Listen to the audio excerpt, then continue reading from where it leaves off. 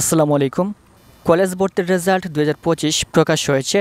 তোমরা যারা বিভিন্ন কলেজে আবেদন করেছ, সর্বনিম্ন 5টি এবং সর্বোচ্চ 10টি কলেজে, এখান থেকে তোমার আবেদন অনুযায়ী কোন কলেজটা তারা দিয়েছে সেটা কিভাবে চেক করবে দেখে দিচ্ছি। তার জন্য প্রথমে গুগল বা ক্রোম ব্রাউজারে চলে আসবে। আসার পর এখান থেকে সার্চ বারে সার্চ করবে এক্সআই অ্যাডমিশন লিখে।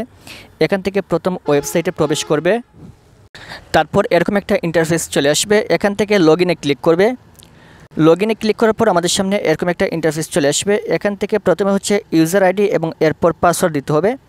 এখান থেকে আমি ইউজার আইডি এবং পাসওয়ার্ড দিয়ে লগইনে ক্লিক করব। তারপর আমাদের সামনে এরকম একটা ইন্টারফেস চলে আসবে। তারপর এখান থেকে বাম পাশে লেখা রয়েছে নির্বাচন, এই নির্বাচনের উপর ক্লিক করব।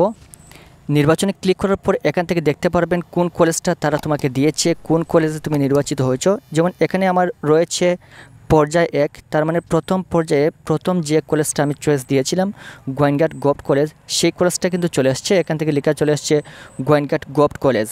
এখন যদি এই কলেজটা তোমার পছন্দ হয় তাহলে এখানে নিচে লেখা রয়েছে নির্বাচন নিশ্চিত করুন, এই অপশানে ক্লিক করে নিশ্চয়ন করবে যে আমি এই কলেজে ভর্তি হব। তাহলে কিন্তু তোমাকে তারা ওই কলেজেই ভর্তি করাবে। আর যদি তোমার ওই কলেজটা পছন্দ না হয় তাহলে এখানে নিশ্চয়নে ক্লিক করার প্রয়োজন নেই, যেভাবে রয়েছে সেম একইভাবেই থাকবে। আশা করি বুঝতে পেরেছ। এভাবে খুব সহজে কলেজ চয়েসের রেজাল্ট দেখে নিতে পারবে। পরবর্তী কলেজে ভর্তি সংক্রান্ত সকল আপডেট পাওয়ার জন্য চ্যানেলটি সাবস্ক্রাইব করে রাখবেন। Thank you so much.